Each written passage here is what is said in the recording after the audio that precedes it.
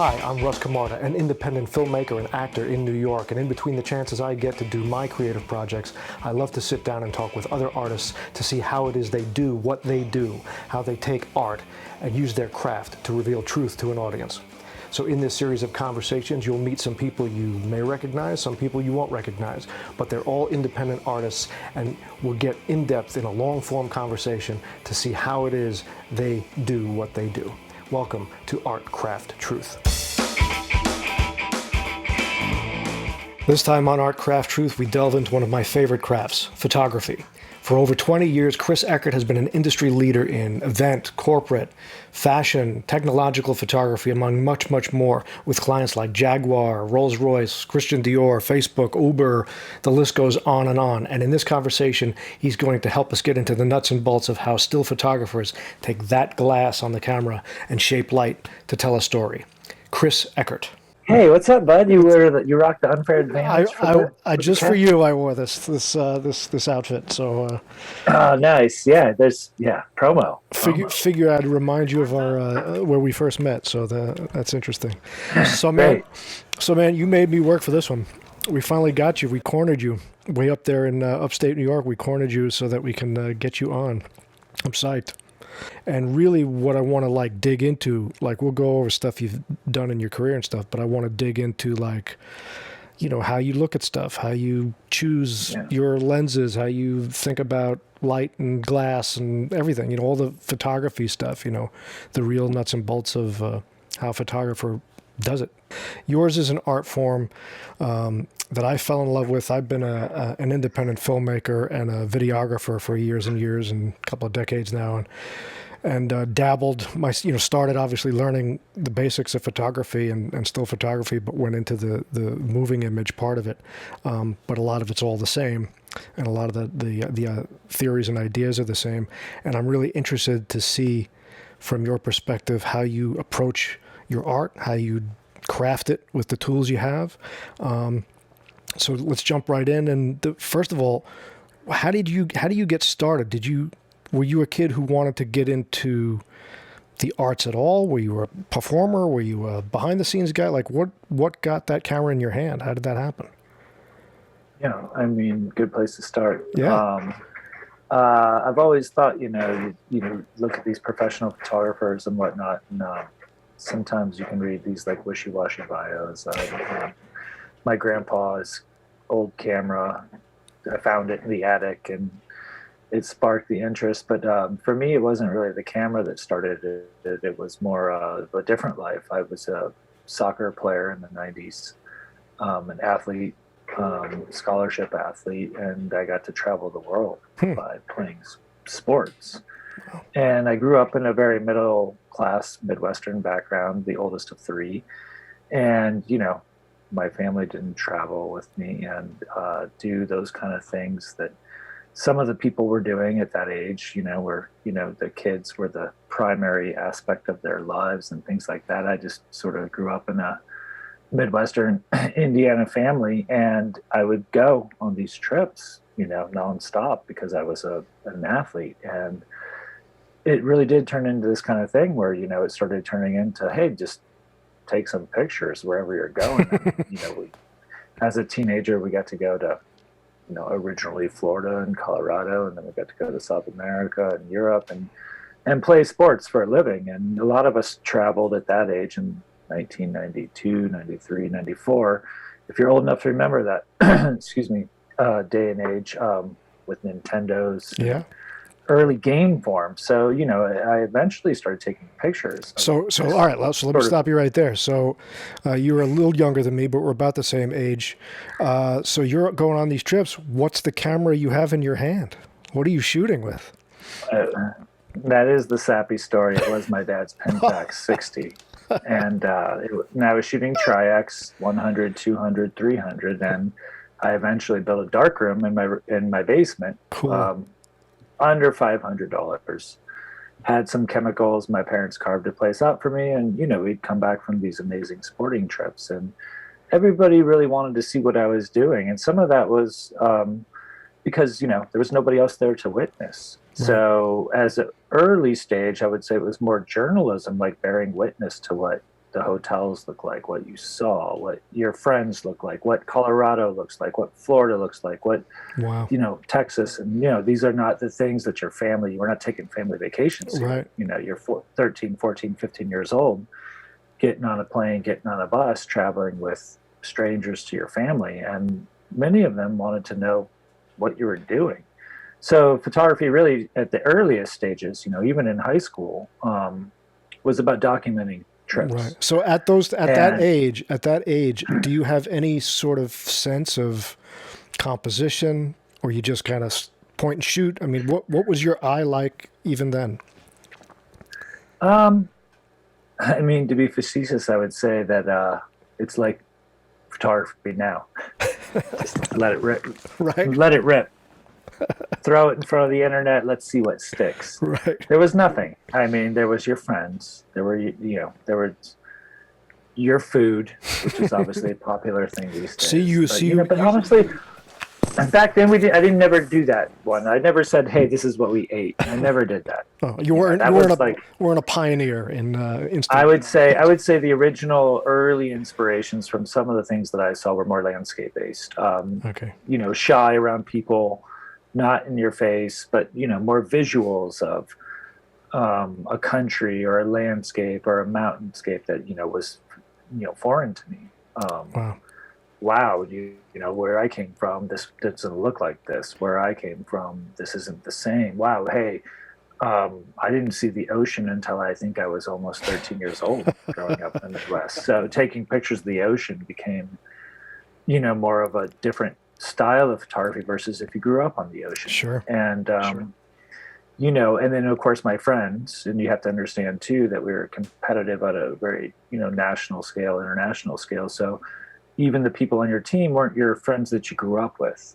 So there wasn't automatic intimacy that you might expect, even though I had access to some of this stuff. And so just as a side road, what position were you playing? I was a defender. You're a defender. So did you think at this young age, at this level of competition, this is what you were going to do? Were you thinking like Olympics? Like, what was your mindset?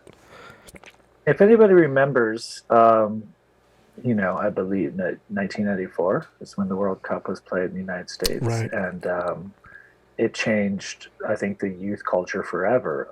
With an Italian immigrant family from Chicago and a dairy farming family from Indiana, I don't think we ever looked at sports as the end game. Right.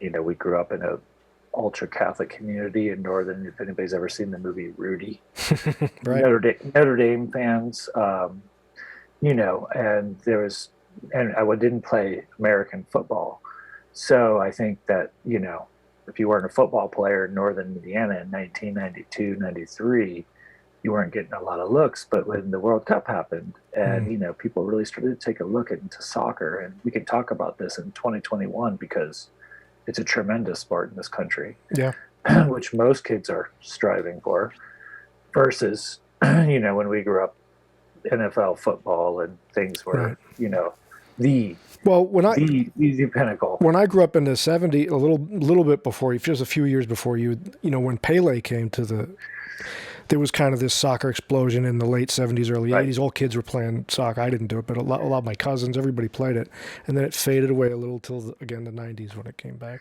I think so. To revert right back to the question, it didn't seem like it was going to be something forever. But when you're a teenager, you don't think about something like that. So, I was able to actually procure some of that sports and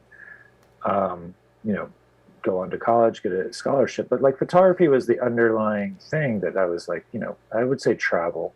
Right.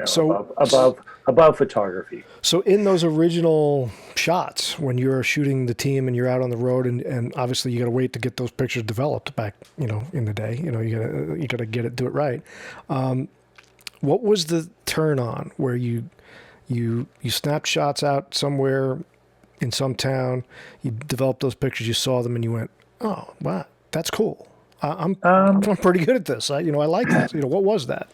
Yeah, well, this is a good question because I think it's something that's slightly pertinent to today. Is my parents, for example, didn't pay for photography.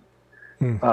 We were well taken care of. Everything was great, but like photography, if it's something you want to do, you got to do it. So Yeah. I had a job. I had a job then as well. So I think the reward of paying for getting your film developed, buying your film, Right.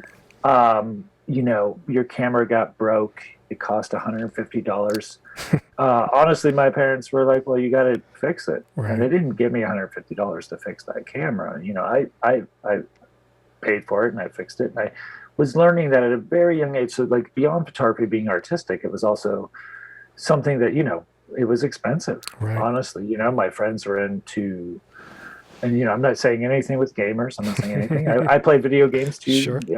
Mario Kart seems to be popular right now with Joe Biden playing. I did all that stuff. I had the Nintendo 64, and we all played games. But to have sort of a tertiary or secondary, if you will, acting, thought pattern where it costs some money, Sure. then I think parents and on that level also had to make a decision: how much money do we invest in the trombone, the Right. drum set, Right. the photography set, Right. because things wax and wane. And I didn't come from a background that it was automatic. So for me to bring home 10 rolls of Triax and to go ahead and push it through a, black and white lab that was difficult to find in northern Indiana, and then to print a contact sheet, which nobody ever even saw before because everybody just takes their pictures to Walgreens and then they Right. get doubles.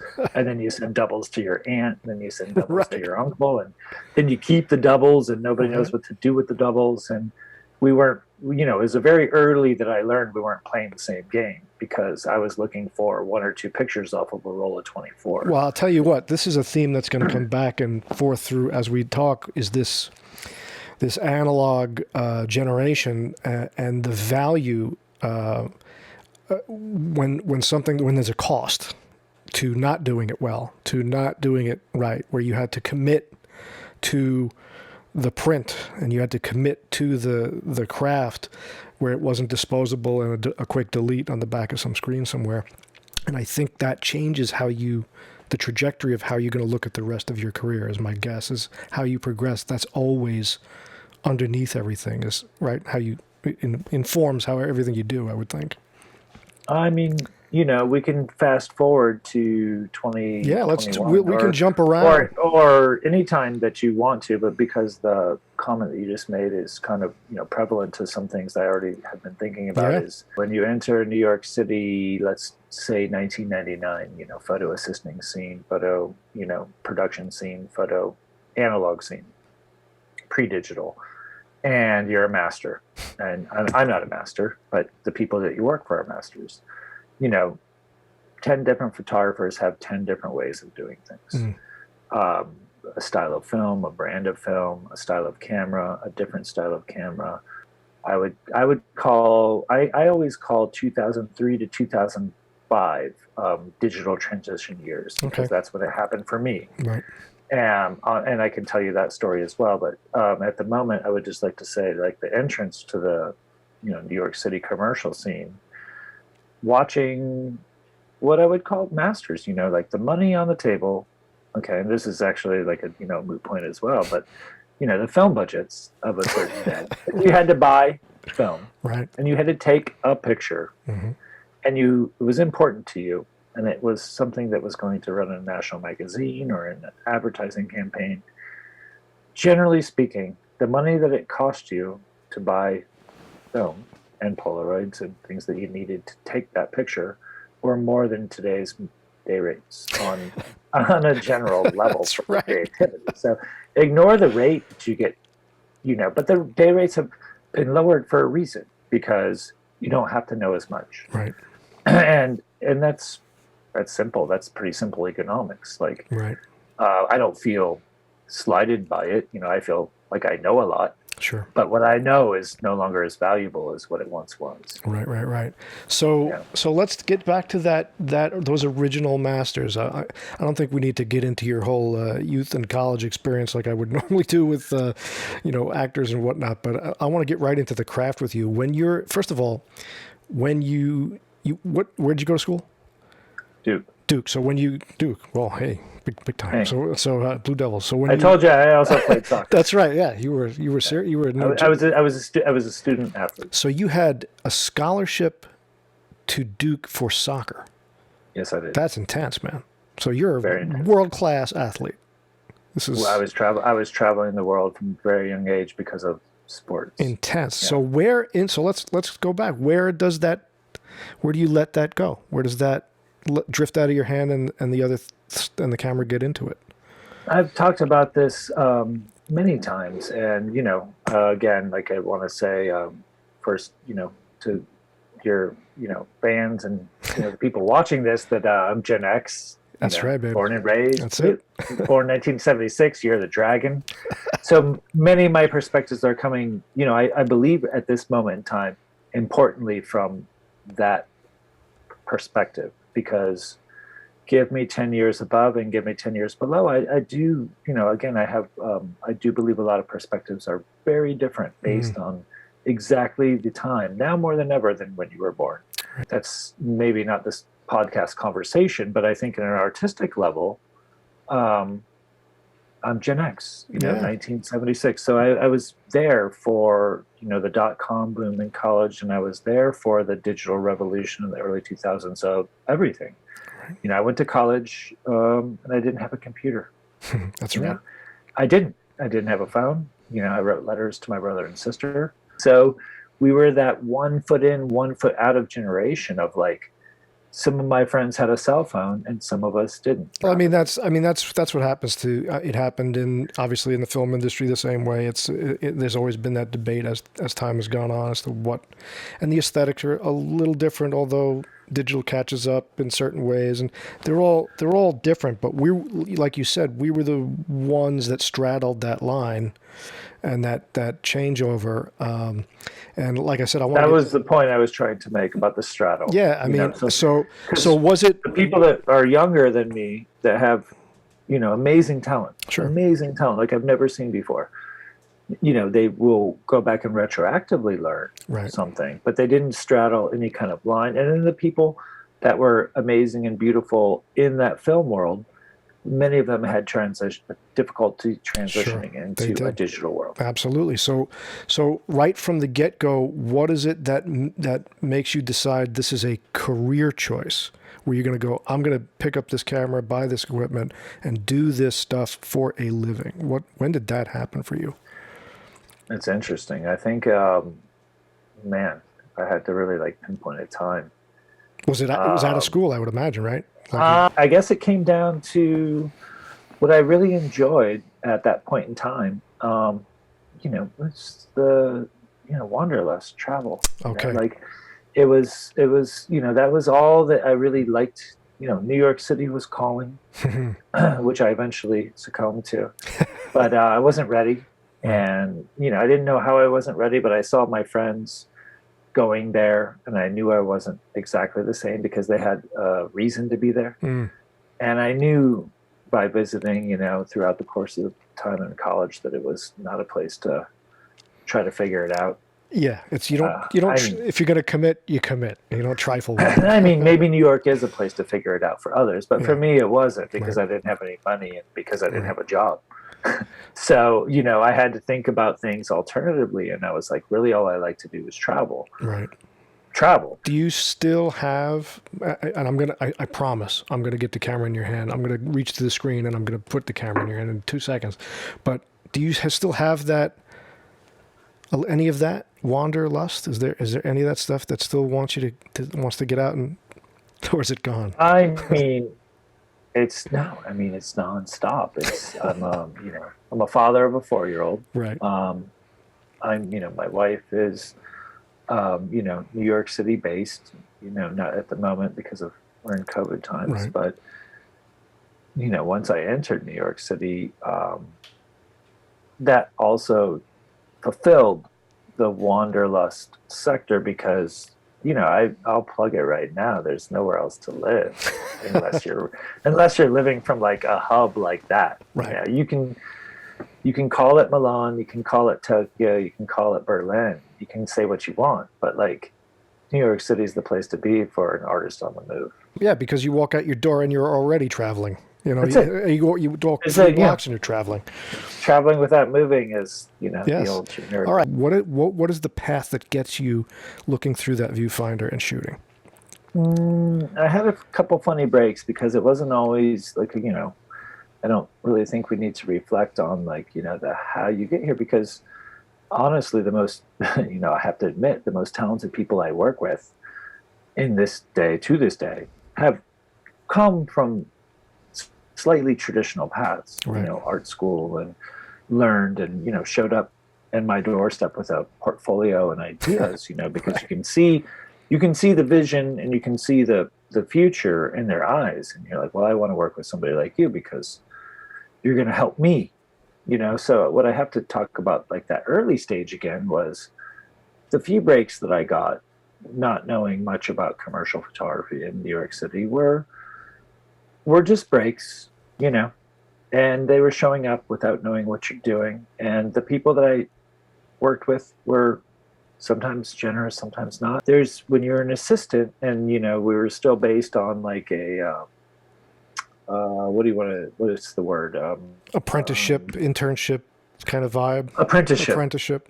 So when you have like an apprenticeship and you're working for somebody and there's many people on set and then and this is something that maybe a big commercial set is about that not everybody knows what a big commercial set is um the you wait for your peer group to grow up with you and you see assistants on set and you're an assistant on set and then 2, 3, 4 years later down the line that assistant becomes Right. a leader Right. and you remember and you used to still do grow up with your peer set, meaning like if you persevere long enough and you hang in the game long enough, then it's a very big commitment to not make money for years of your life because you want to become a photographer. Right. Right. I didn't show up in New York City with like a paycheck or a job or insurance. It's almost 10. I think. Well, I entered at about 22 years old, and I believe I'm still in debt. But Yeah. but I made my way out of serious debt by the time I was like 32, 33 years old. Right. So it took almost 10 years for me. I think I started shooting personally when I was 27 years old. I started attaining my own clients, but that was 3 years after I was working for people. And working for people means cleaning their studios, driving the vans, taking out their garbage, ripping Polaroids, doing film runs, doing basically messenger. Okay, so I want to stop. I want to stop you here because this again goes back to that theme of value. What things actually cost in the world we kind of came in where there is an apprenticeship, because in all the arts, whether it's filmmaking or acting or the theater or where the world I come from, it's not rocket science. It's not biochemistry or brain surgery. There's not this sort of direct line of you must do this, this, this, and this to get there. We all kind of come to it. Some come from the film school play. Some come from, and one of the big ones is this sort of relationship, apprenticeship, working within a circle, and that circle becomes a bigger circle, and those circles, that's how we did it. And you grow your own business and your own career out of this sort of relationship building thing, as opposed to get this degree to that degree to, you know what I mean?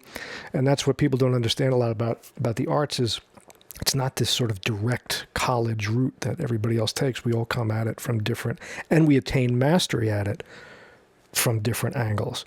And the value of what you're doing, of what you did, is, clean the studio, buddy. Your first job, sweep the floor. You go deliver this film. And there's a value to that I don't know whether it's lost or not. I don't know. I'm sure it still exists to some degree, these levels of apprenticeship.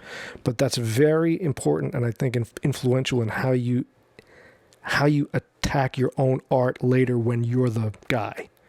You know what I mean? You have that stuff under you.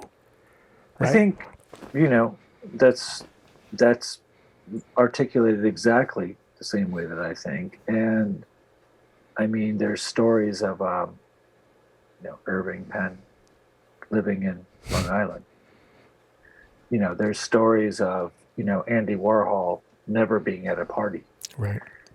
It's, these are, icons that, you hear about in the art world, but but if you do study them, they were true masters of, there was, you think you got to go to the party, you think you got to, you think you got to stay late, you think you got to, have coffee with everybody. And, you get to a certain point, and some of the best people that have produced art and photography are at this level where, again, right now, what we're just talking about is, that connection, because, they probably had a connection that gave them Sure. Security in living that life. Right. And I would say, as a, working artist who has built their career on circles of friends, it's a sandy slope. Are we all friends? Are we all not?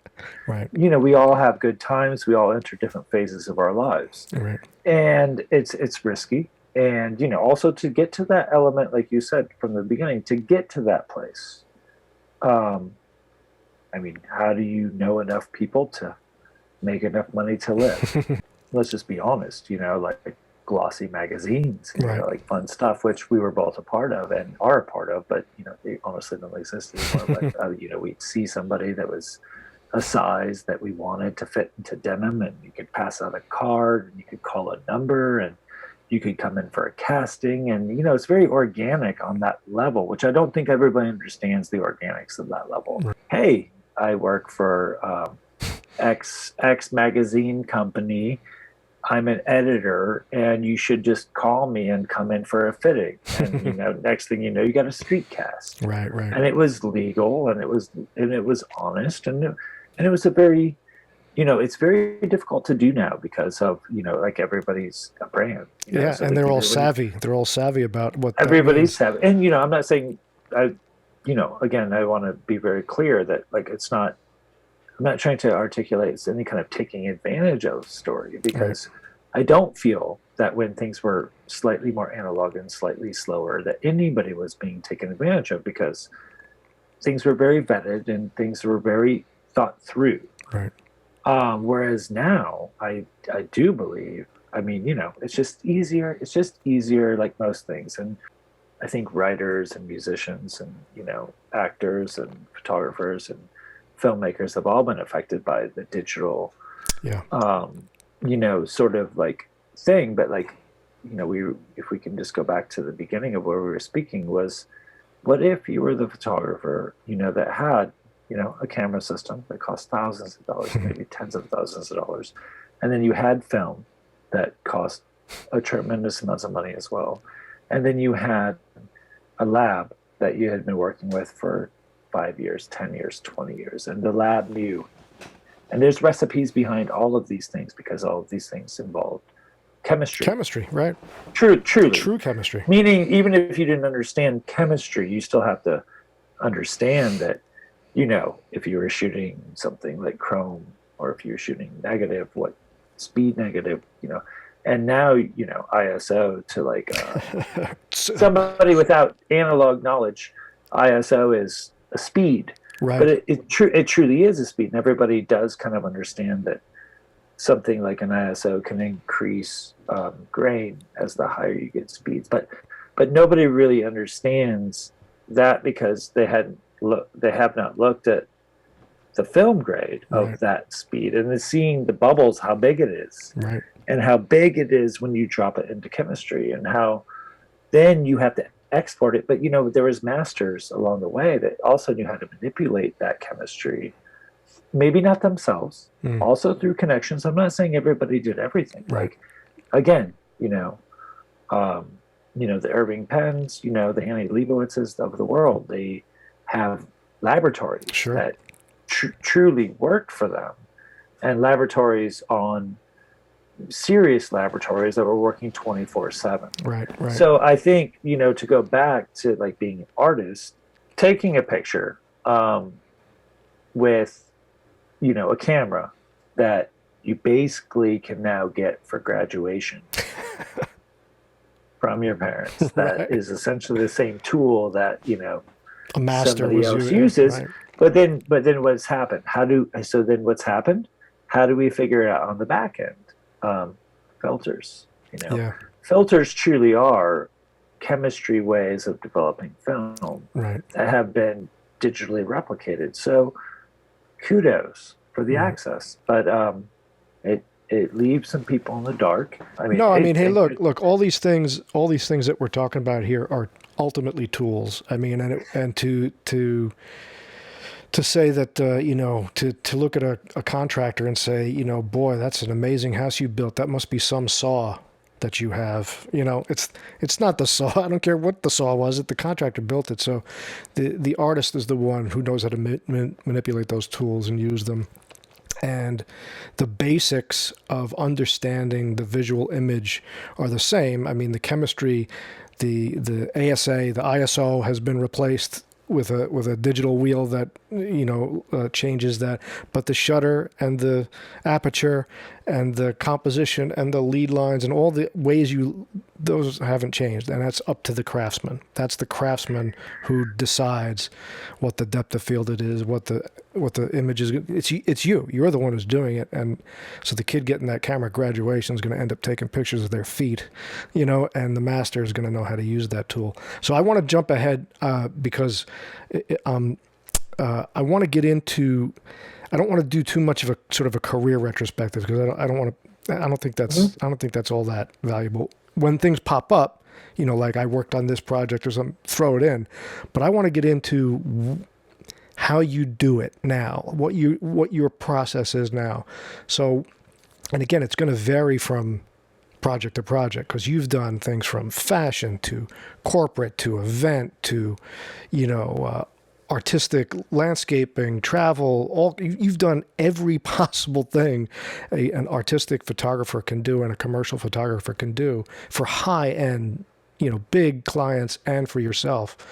So obviously it's going to change. But when you walk into a situation with your eyes and your tool, what's the first things that you're looking at to do? Is there like like I'm gonna go in with the shutter 250 at 5.6 and then decide from there, or like do you have idea, like is there a starting point from when you walk onto a job and then you adjust from there? How do you do that? What's your idea? I think the answer to that question would be some of my more high powered event work. Mm. Again, once not sought after in this day and age, I can say that it's a space where being extremely professional is the most important versus something, potentially more, fashion based, Right. where maybe technique isn't as important, maybe vibe is important, Interesting. music's important, and that's Right. all good, right? Right. It's tends to be a young person's game, and I've been through many And you talk, fashion. just to clear, you're talking like fashion. That's the young person's vibe version is the sort of the fashion thing we're talking Just about. saying fashion tends Right. on less technique, And right? events that the high powered names If you want are, to go into yeah, what you know, how you know it, how you get paid to what you know, yes. you walk into a space, and what's honestly most important is walkthroughs, Okay. because these things that are having tremendous amounts of money generated, whether it be in auto industry or whether it be the wedding industry or whether it be corporate event, Mm. and investor day, you Right. name it. These things are rehearsed Hmm. with audio, visual. Right. They're all called AV1s, AV2s, AV3s. Like it becomes technical, and then you become the photographer. So you kind of enter through the back door, and then they say, "Who are you?" And you say, "I'm the photographer.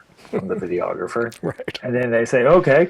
Then you go over and you stand next to catering for a second, Right. and then you stand next to video for a second, Right. Yep. if you will, And then we're all standing there and we're all like, what are we going to do? Right. But we all know what we're going to do. Right. We're going to do everything we were asked to do, and there will be no questions. Right. So, and that's professional. And that's where you and I met in the kind of event space, big money thrown at a live event that's several clients all involved, and we're shooting and we're covering, and it's run and gun. It's kind of documentary style with some different things set up. But more specifically, and you've articulated really clearly what it is to be a professional in that environment and why you get paid. But aside from the getting paid part, aside from the gravitas you have to have as a grown man or woman and being a professional, what the actual technique is. Let's split them up because they are very different. Let's say a run and gun environment like that where you're covering an event. Because there's probably a lot of wedding type photographers out there on a different level who might listen to this as well. But even on the big events, what's the gear? Like what kind of lenses are you thinking? Are you like, I need my 70 to 200 and then a 24 to 70 so that I can, is it an off count? Like what is the actual nuts and bolts of how you think about covering that kind of a thing? You know? Well, I mean, I've recently, I wouldn't say it's a buckle, but I offer everything. Okay. To tell you the truth, not to sound. No, but I'm not particularly saying what you need to, what you're selling for you as a working professional, but you as an artist, like what do you need? What's your tools? Like you say, okay, well, I need this. Yeah. I think it's part of it is erudite, like whatever, but like I roll with Super 8. I roll with digital cameras. I roll with Holgas. I roll with anything. Right. Because it doesn't really matter. Right. At a certain, position, it's like I could shoot a DSLR frame and turn it into a Holga square with a push of a button. But so can you. Yeah. Yeah. And so can, probably the person that's paying me to do it. Right. But if I give you, the Holgas that, I don't use them, honestly. I'm just using it like an obscure example. But things that I built over the years, I mean, I have many manipulated tools that I've used. I used to do this really fun thing where if anybody is old enough to remember, I would use a Diana lens on a SLR. Explain what that is. A Diana lens was it's a toy lens that was the same as a Holga camera, DYAN, Diana. I don't know, I didn't spell it right, but it created f-stops with drills.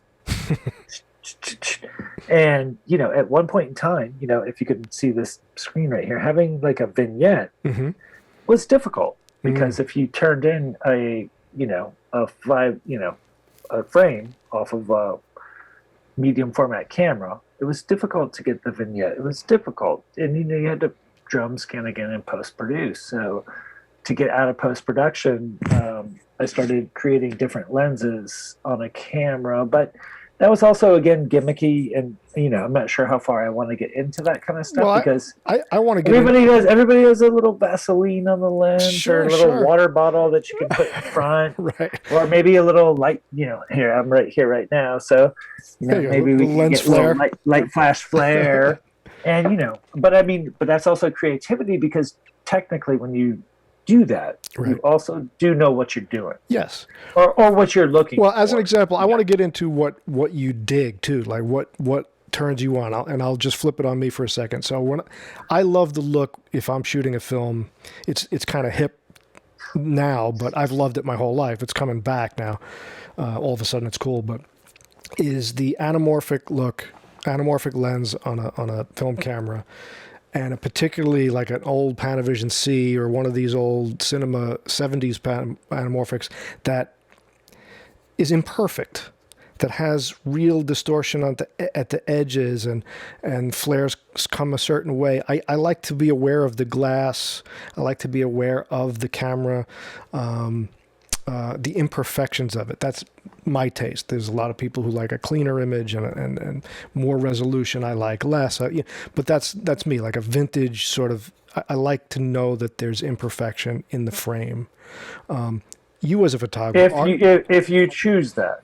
yeah, but I'm just talking my taste in general. I mean, it has to fit the specific project and fit the specific story. But my taste, like what I like, what says cinema to me is that 240 wide frame with a little edge distortion, and it feels like a movie to me. I just my taste. What's your do you have a taste? Do you have something where you're like, I like images like this. I like camera lenses like that. What is your thing?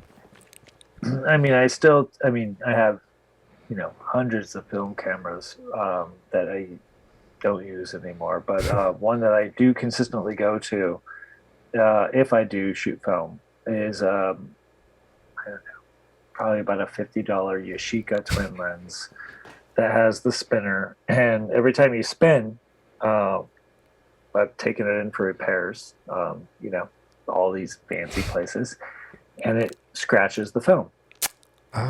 And every time you roll the film, there's a different scratch. And, the exposures are tight, obviously.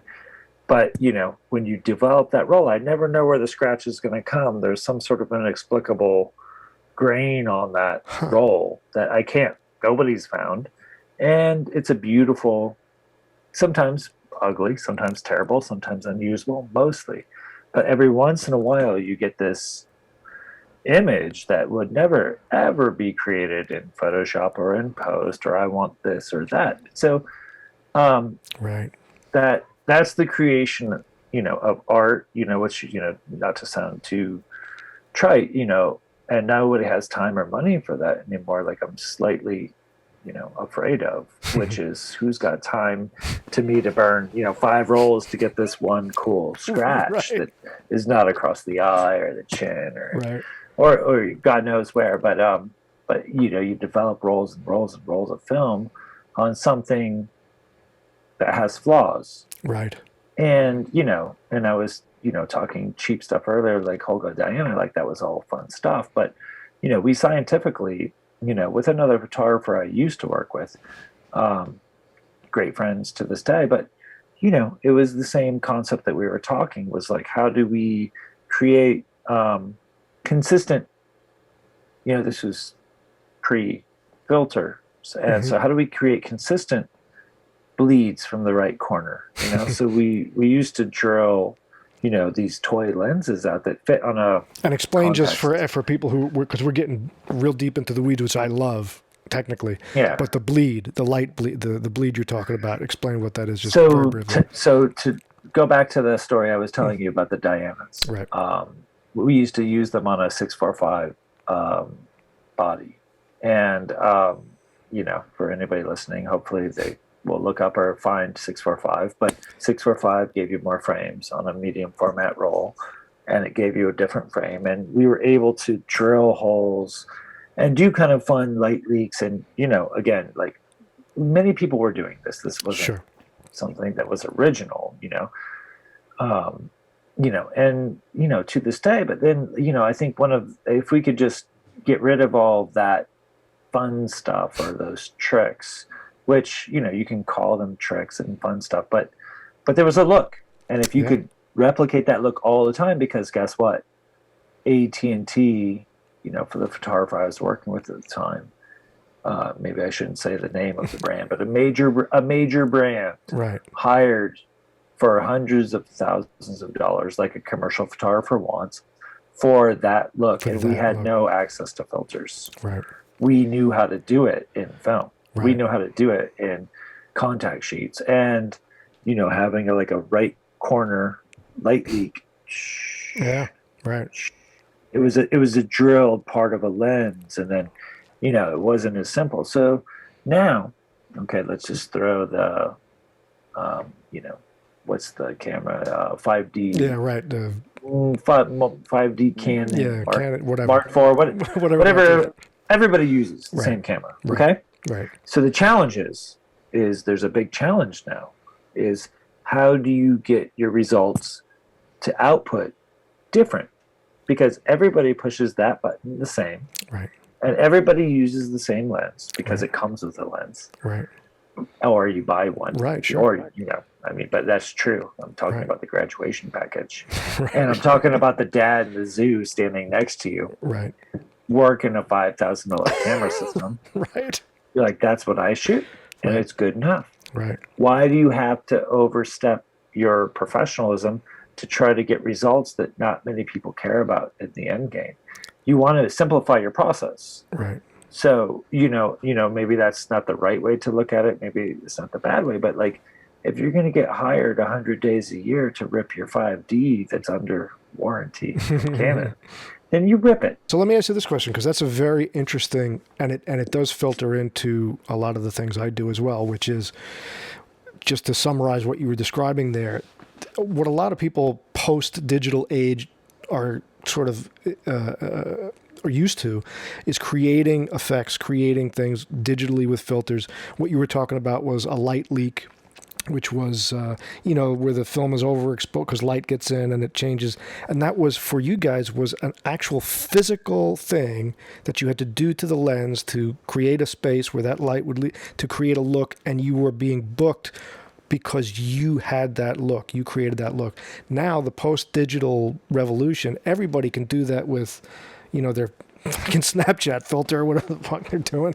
So what is it now that the photographer does that has the look, where it's, this is what Chris does, this is what this guy, can we still do that? Can we still drill that hole in a metaphorical way? Is there something we do? I mean, I don't know.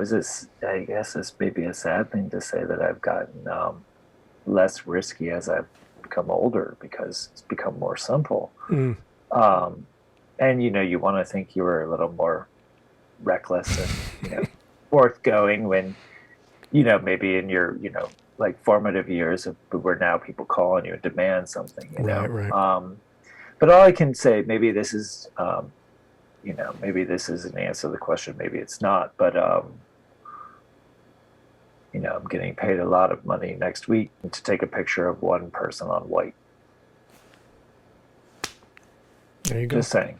So and I fly home the same day, and whether that's something you want to do or not, it's questionable. Right. But the only reason that I'm the person that's taking that picture and not a person from Texas is because the company that I work with, expects it. Believe it or not. And we'll fly you there, and we'll put you up in a hotel, and we'll take a picture for 5 minutes of a person to make sure that they get what they want. Right. And that's kind of the goal. So it's, but you know what, Chris? That's different from the artistic question. But what that does speak to is what we talked about before, which is that doesn't happen without sweeping the floor, developing the film, delivering. I mean, that's a whole stack of years to become that guy. You know what I mean? I mean, you can't skip that. This undisclosed job that I can't. I mean, and there's many for like what I do to be sustainable. So let me go this way. Let me go this direction with you, which is I want to get into what is still what's the passion when you're actually working. What are some of the things? Because I'm hoping you'll point me to some prints and some shots I can use later to demonstrate. But what are some of the things that turned you on in photos that you did? Like, can you remember a landscape, a shot where you're like, I loved how I did that, or this demonstrates what I am about? Like, are there what is the passion in your photographs that you can point to, that you can say, that's me, that's here's why I like that, here's why I did that way? Some examples so that I can kind of throw those up there. Cool. I can. A couple of years ago, I would say, as a slightly random assignment, but through word of mouth, and I got to travel with Wanderlust yoga group, and it was a pitch. And first of all, how appropriate a title for you. Yeah, that's why I kind of wanted to, out of everything I had done, through fashion and, teenage magazines and, e-commerce startups and, and corporate life, I haven't ever really had very much difficulty attracting different people because I'm always attracting different people, and I mean, to be perfectly honest, I think jack of all trades, master of none is a moot point at this level. I mean, when I entered the game, there was a watch photographer, there was a right. Blonde photographer, there was right. a male photographer, there was a female photographer, there was a still life photographer, there was a natural light photographer, there was a studio photographer, and and hey, people are masters, and not to take anything away from the masters, but it doesn't still have to be a jack of all trades. I mean, what people are asking these days through image content creation doesn't require mastery on a lot of the jobs that you're commissioned to do. Right. It requires getting it done. Wanderlust. It was a gift, and I got to travel with my friends, on a yoga tour from and I think June through almost September. And if you research the festival, it technically goes where ski mountains are in the summer that are active. And it's a big one, 10,000 people Thursday through a Friday, and Thursday through a Sunday, I'm sorry. And, the brief was like, hey, go to this, like a Coachella every weekend. right. But you're in, Whistler, Canada at 4 a.m. in the a helicopter. All right, so you're oh cool. So this is where I want to go. So you're in Whistler, Canada at 4 a.m. What is it that where's the big smile coming from? Like, what's the shot? Where you're like, fuck, look at that. What is it? Not every job is Wanderlust yoga summer retreat. Right. But what's cool and that was a lot. What's cool about that is it takes you back to the kid on the soccer tour with his friends taking pictures. It's the same thing. Yeah. Now you got different kind of friends, but you're out there in an environment, another country, another place, doing those landscapes and things. Just for a more geeky, again, to the craft part of it, we talked about studio setting versus back in the day there were the masters, the natural light guy, the blonde guy, the watch guy, the whatever you were saying. What do you prefer? What do you like? What do you find are the differences between shooting, whatever the pro photo, flash photography, controlled lighting situation to, let's say, out in a landscape at Magic Hour at natural light?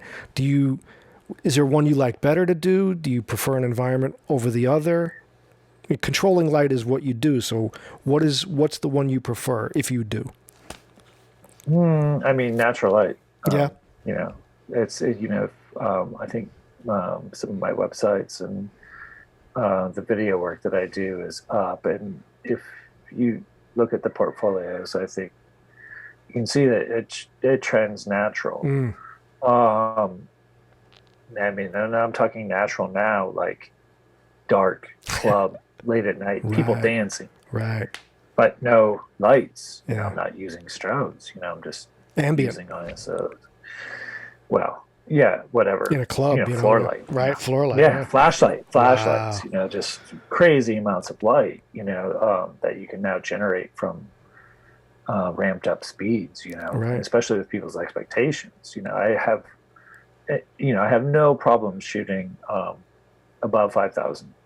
Yeah. At all on my stills. No. Yeah. At all times.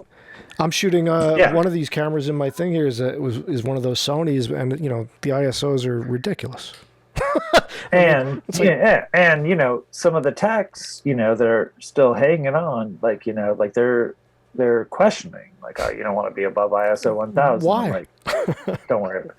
Well, I don't listen. No, but I mean, like, I understand. But my answer would be why? The grain. There is no grain. The grain. There is no grain anymore.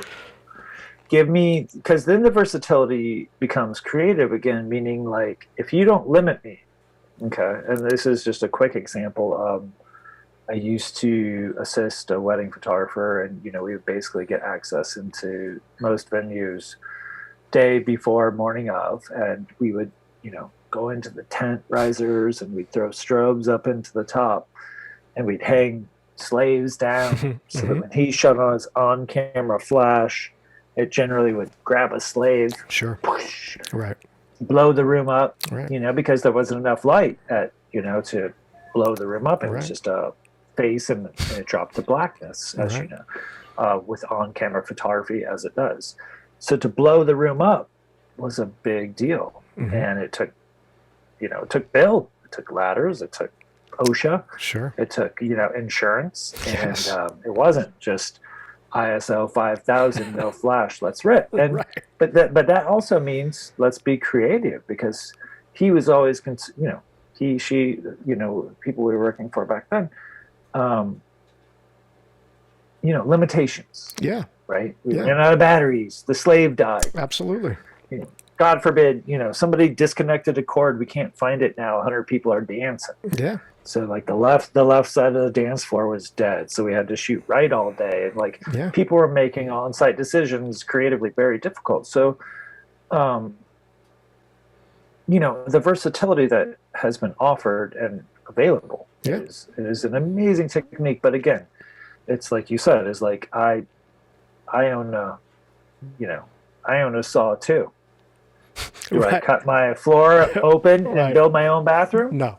Or do I get the guy who owns the same saw as me and he does it? Because there must be some kind of knowledge in there that makes me do it versus you doing it, or makes it guaranteed that you do it versus I do it, it gets done right. Exactly. And there's still something to be said about that, because you and I are both working pretty That's consistently doing the best we nonstop. can. That's right. But if you want to get paid for what you do, then how do you convince the client that you're the best person for that job? We can both walk into a room, for instance, okay? Entrance, check. Gift bags, check. Reception desk, check.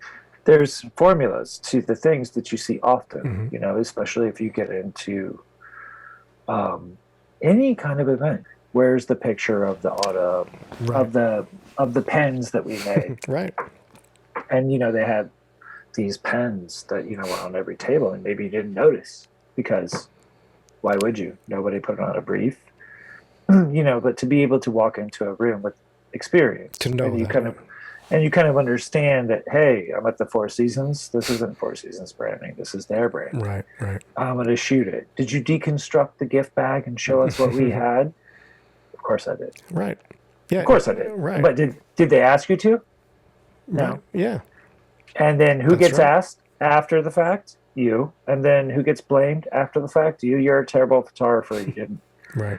empty out the gift bag and show that we had funny glasses Right, and right. mustaches and Right.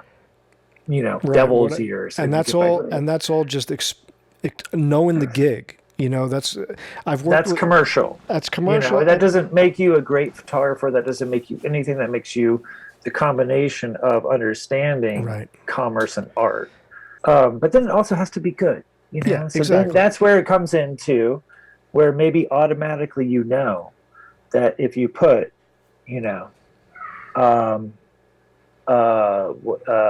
liquid hand sanitizer Right. that's custom, and you want to set that sanitizer down, and you want to make sure that you're at 2.8, Right. and you want to bleed it, Right. and then you want to, and because you don't have much light, and maybe you want to, Backlight or something. maybe you want to grab your cell phone, Yeah. and just Right. And light it. turn on the flashlight, and maybe you're holding one hand at a time. Sure. And you know what? That looks a lot better than taking a picture like this. That looks a lot better than taking a picture like this.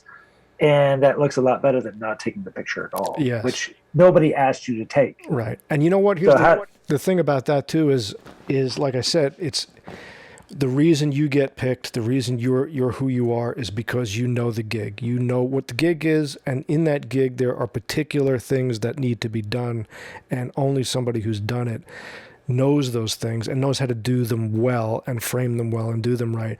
And I've worked with, and they're all different in your world, in my world. I've worked with people where I've done weddings, and I've done weddings for years, for 20 years, and a product photographer is doing their third wedding. They're brilliant at that, but they get into the wedding thing and they lose their mind because they don't have that clock that we all have in our head on the wedding job. Like, I have 10 minutes to get this. And they don't have the first rule in the business, which is shoot everything they paid for. I don't care if it's the napkins or the cocktail. But their mind is in another photography world. So it's like an MMA fighter coming into the boxing ring. They're not going to do very well, So knowing the gig is why you get the gig. And also how to use your tools. It's very little that goes into my hands that, like, I don't feel like, any nervousness or semi-mastery about, but like, again, the tool has become slightly simpler. So the power to light with LED now, and this was something that I was kind of going to touch base on, but not, over effectively. But when you look at, like, I used this example before, so this, obvious to me is Miami Vice. Is when Michael Mann filmed Miami Vice in Miami. There was no LED color balanced lighting, and he used natural lighting. So if you go back into Sunny and these old Miami Vices from like the 80s, there's and he's famous for that. And so I don't really want to get into commenting on people, but this is just an example. But now if you go film in Miami right now, or shoot in Miami, everything's blue, everything's daylight. You're never going to see Miami like that again naturally, because the color temperatures of the city has changed. So you'll never understand the hues and the naturalism that, like, something in film like that will create visually, because you have to do so much work to it to post to get back to that, because he was shooting, they were doing film temperatures, which made a big difference because we didn't have the ability to manipulate film temperatures back then. So if you were doing carscapes, there's no way, if you wanted to do like a mile of carscape, that you could add gels to every single light to make sure that you were getting blue lights. You just let it rip. And Michael Mann, he loves that vibe anyway, that sort of like raw. I mean, there's a guy in love with grain. When digital first came out, he was shooting before those ISOs were too high, and he could care less. But I'm saying people have kind of migrated towards that level of artistry, meaning availability. When he was using availability at a time when nobody else was, and creating a look from it and a feel from it and a grit from it. Whereas, like, now we use availability with the understanding that it can be whatever you want.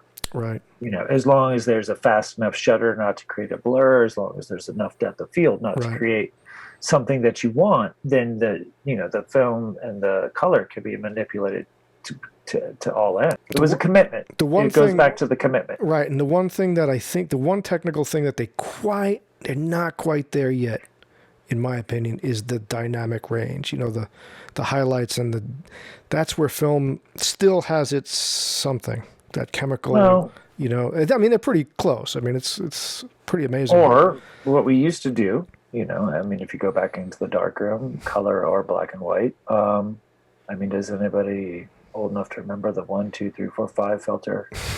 The 1, 2, 3, 4, 5s. Your again, if we were going to go back to chemistry, which photography is based in. What was your dilution of selenium? What was your dilution? We all had preferences. So, my selenium tended to be very high because I wanted blue at the end. So I would raise selenium in my, final bath of a print to raise selenium out of the print, not out of the film. I would develop my film the same. But I would use selenium to, on the opposite end, less selenium or no selenium if I wanted the picture to fall to yellow. But the only way you could bring blues out of black and whites, or color, was to add a selenium bath at the end, and I'm not sure if photographers know what selenium is right now. Or what about the color wheel? I mean, the color wheel's in Photoshop, but like, who studied The RGB creates CYMK. Right. But you used to have to create that from chemistry, Right.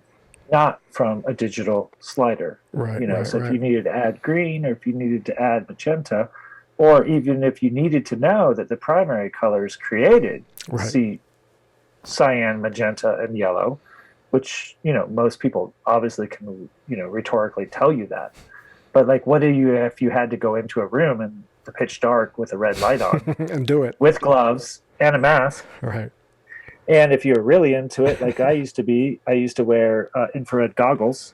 Wow. So I could see, temperature changes in real time, because I developed professionally in New York City for a professional lab on Little West 12th Street before it was the meatpacking district, what it is today. But we used to, infrared goggles. Wow. We used to watch Wow.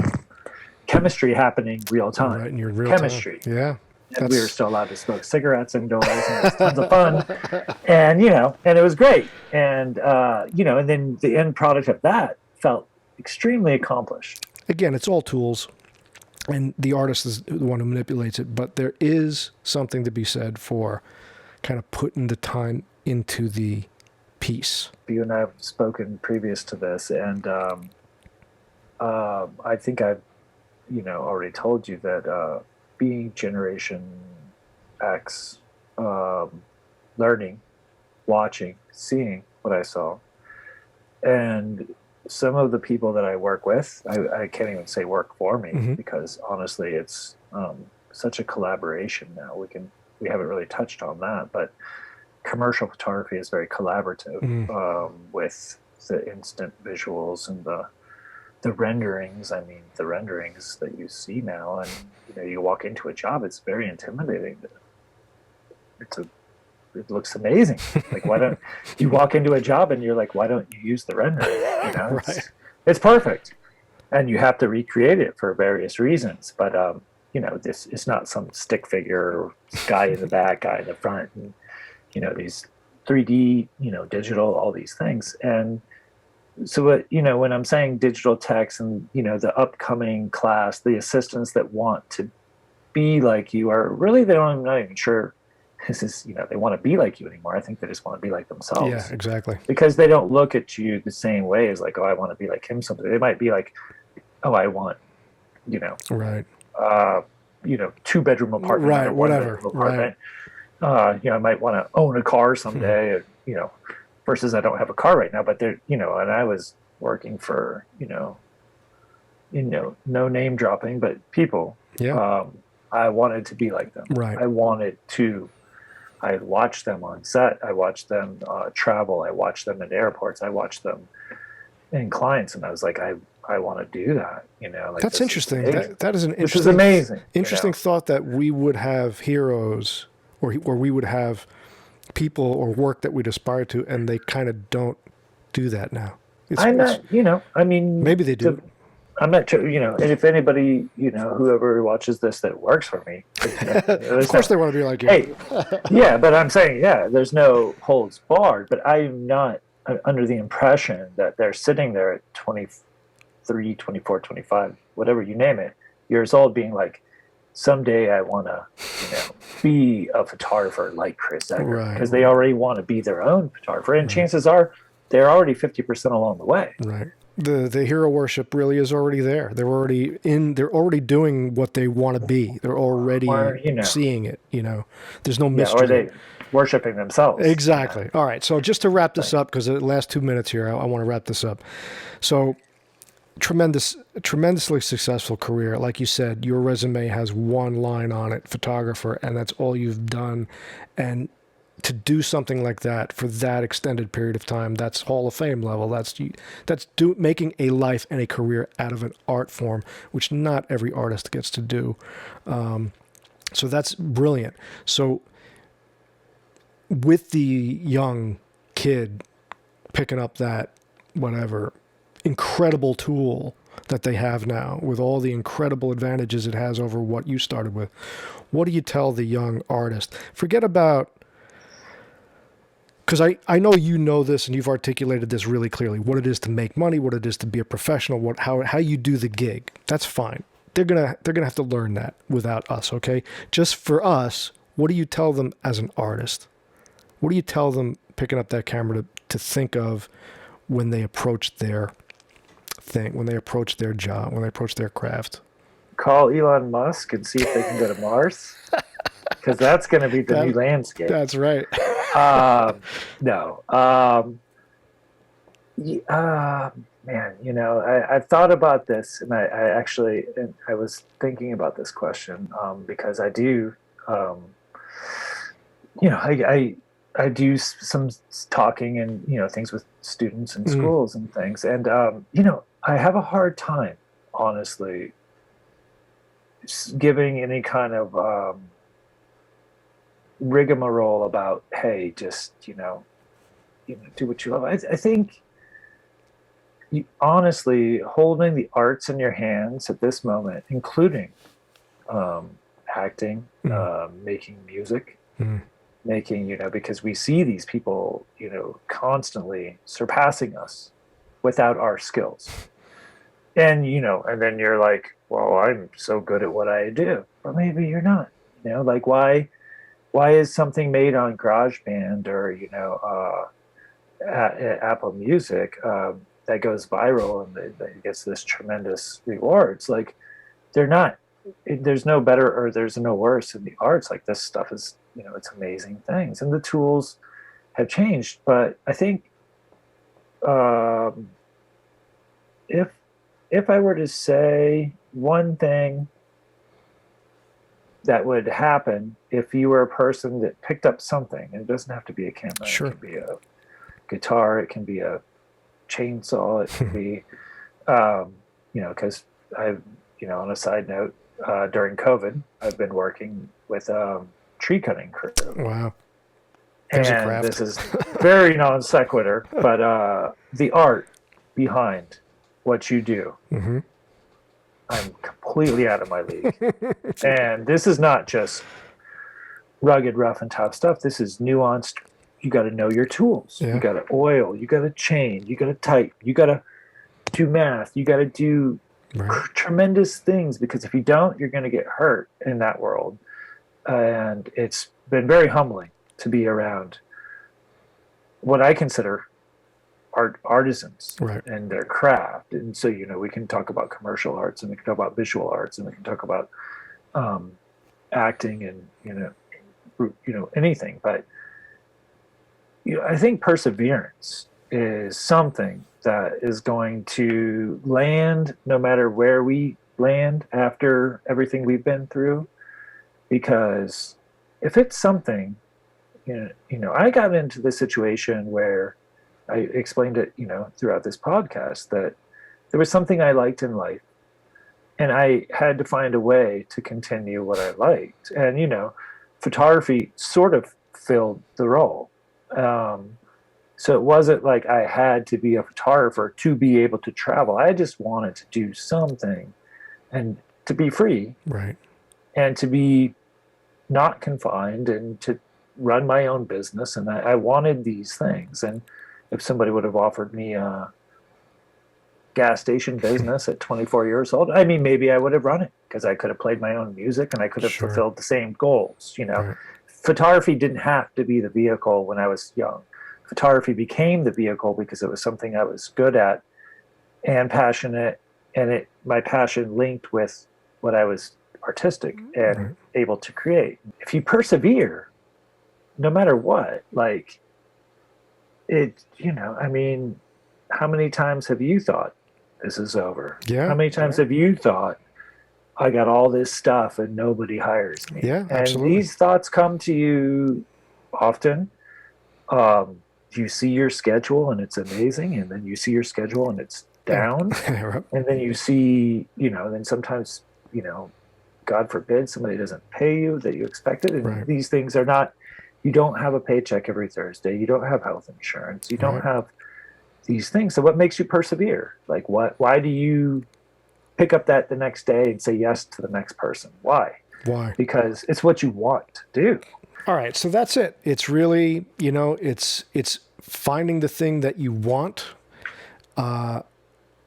putting the time in and the apprenticeship in to understand the tools and the calculations and the nuts and bolts of that, so that you're a master of it, and then on top of it all, persevering all the way through, because it is what you want, and that's it. That's basically the inspiration you've left our folks with, which is, it's a great pathway to follow, and I sure appreciate everything you've given me here.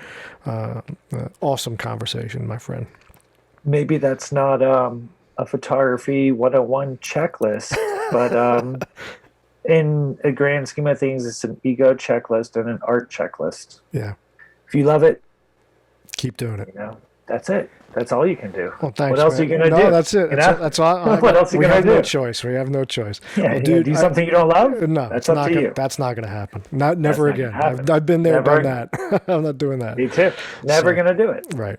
Listen, man, thanks so much. I took up a lot of your time. I really appreciate it. And let's stay in touch as time goes on, and hopefully when all this clears up, we'll get to work together again. I'm pretty much that's going to happen no matter what. All right, cool, man. I appreciate Clearing and no clearing. Yeah, Russ, right. always. it. All right.